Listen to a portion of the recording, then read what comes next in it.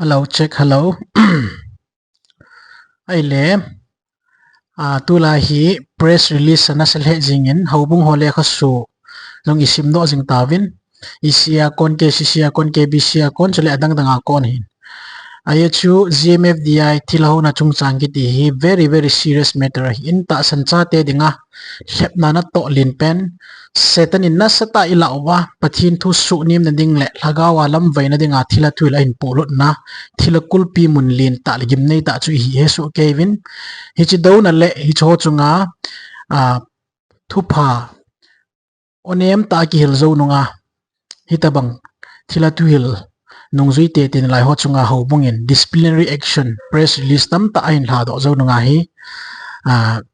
thilo ho in a response dan ini sei jingmin hi chabang chun tu hin ala owa kisun pi pen pau mordecai movement phut do pa thila thuila kibul phuna dinga bible hellama keiman ke nai ti hinji do dinga setanin alhagaw achan sa pa samsaw pa doctor pu ipu heginin hobung ho hi nga le ipiha gmfdi lagaw thupun chungchanga pathin na to a hi tia seido te ni dinga press release ain bol hi khatve hin sim do king cutting ani ngai vo press release oi sim do chat ding ape pe nai kep det ngain aya chapoi mo ma jinga hi chi hin simin cutting i bon changa ngai ti vi to the chairman or secretary cookie reformation forum kref subject gmfdi munal hagaw thupun le haulam kai ho ain tin lam kai pu pakai jesu minin chibe inam din munu aside sa atal sa haubung ki bung khan sa phungle changa ki khantal sa khamna theile sit na tin changa odan i society un ki helna ipoi mo veti zi a kref ki form hi chu head sai ke mata injong i society ka ven mi te ho society ka ven ka va len ka khol chin a hi le e ho society hi pathin teilo e sim phathei ding kamuta poi galin mei te ten tha chimit jing din ei no khum kit win a hi le pathin mong a hi tai building ti hi kamu chin in ka zo chan nam pi taw na mun sun gmfdi muna kong ki mang cha jing e hilai muna khun hat chunung hingjing na pathino ar fal omega ki ti in aphat phanin e hung vil jing win ei sudamu win ei til khaw win ilha samnaw ei sei pi win ikidu do ding dan o lampi dong ei se pi we hichigala ei din pi dan le ei pan pi dan ho jang kichi selin ei sei pi win ke ma ta ei chi thu ho sun do din ei ngan sin ke man ke nai ti ama lung dei ta in kamin sai ki chu ka sei sui ta chana ke man ke nai pathin thu khial na dinga satanin apui ngol pa in kichin ta lai ko na chaman no hingi phone do kita ama thu pi in august 30 2023 akon tu ni gejin ni tin tanglo hirin haubung tina ko ni inam mi te ikal sung en nampi kidu do na din lung khatan akitaw jing in tu ni khu 846 thin ni hitai hinge mi hem tu sima hi bang thil su hi khalo hi in ti in het thim lo je in kinil bo tam jong le kum ni wal thil su jong hi het chinor su chin lo kho ja krf jing 25 december 2025 2 pm thu pon ki ding kho adi lo le gazum su ga su thip ya tim na kinai chu pha nei sa pi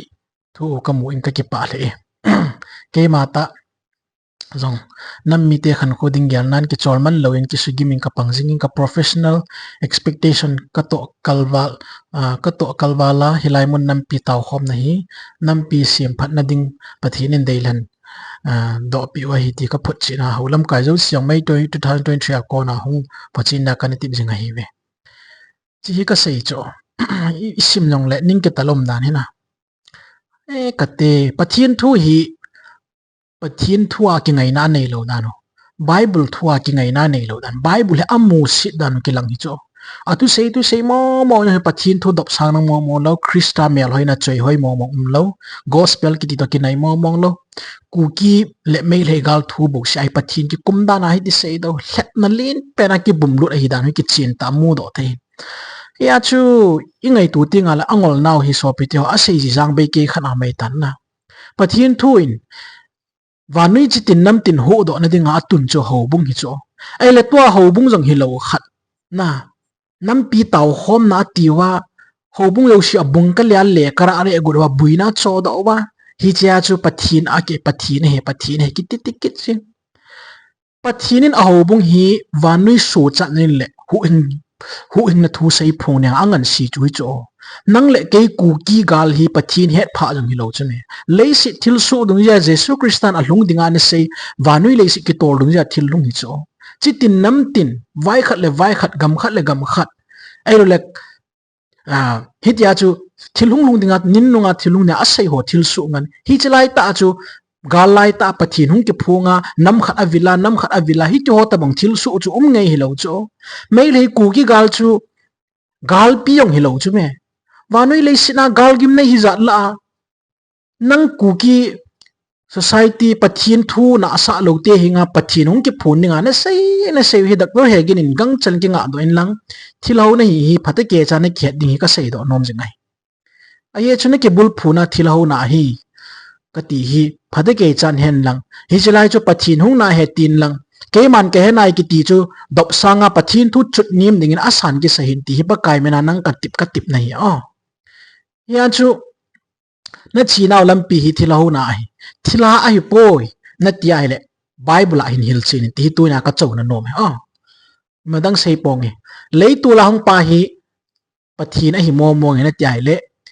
epg ai chalai mu na chu pathin hung thei ham ti pathin thwa kon ki chin ta in sil chin lang aye chu thil so zo si pathin thwa iki ngai na dio in ep ti le bible khalwala ke man ke nai ki ti chu bible ki phung no thugu zo si chu hi cha chu pathin hung phun thei ham ti hoi pathin thwa kon an hung hil chit di aye chu ke mana pathinu ka hi pathin thu hung ka pathin sa ho ta san hi bin hilaya omjong le chi bin khulaya omjong le chi bin ta pathin thun ei ngan siwa chiting talmi tam ta thila thuila hung lung lut hetia ko bru siwa tuite si te pi te hung ki sei namun na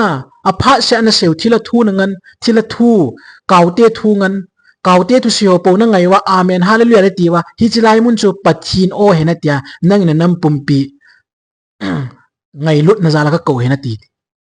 nam pi sim phading nei pon nam pi hi satan khona pi do diki gu zo na hi in gang chala na nga hi kin kan sei kit dinga hi in phate ke cha in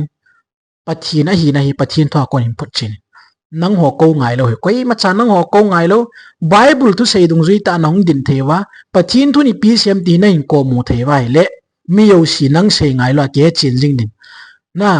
pathin a hi le nang ho sa ngai yong ki he ma sa di aye chu pathin thu kisima pathin thu kia nang ho sanga mi pathin thu yam nang ho pathin na sa lo thila tu sei po ta sana thila tu sia ki lim ngol ho dot in hislai mu na chu pathin hi ho sa pathin na ga het masat diu thum lo ye chun doctor Hegin ka tip anom chu phate ke chang ki ngai in lang thila pu khu pathin a hi mo na ti ai le phate ke chang bible a kon hil chin lang direct in lei tu la pathin on hi ti na se tin na thu sei gang chal ngai pathin on hi tin se pathin tu pun hi tin se ti chu nga tan pathin tu pun na ti pen chu iti pathin tu pun nam ti chu phate ke cha in biblical prophecy du le biblical context dung zui le biblical explanation theological explanation ki chin ta nan pi ding chi chu na pi thei ting le min he thim ta ta tu nya na tu sei na la sa hoi lai bible thu ma thu pun hi ti ne se thu pun hi chi thu pun naung ki le pa chu ki sei hi chu o pathin hi nam te pa chu pathin hi lo pha chin to chi chu tu nya ka tip na nom in hi ta banga hi na hon lam pi na pui cha ve lo de na twan na pui dan le na chi na hi thila thul nai bo in thila puai bo hi chi thila pu chu nang pathin thoi tin lam pi sim pha ding ki go hi na sim phat lo ding nam pi hi damun mai dila na pui gut ai tan to le tu la to ho jong ve tong mingol ngan khula zummo zamo tul tha ding ki chalo ngan na hop hom wa pathin thu alung thim wa mom lo cross thu ki ti mo lo gal thu thila thu bo lung thim wam hi cho chu nang pathi ne na ti za cha am wa le ya chu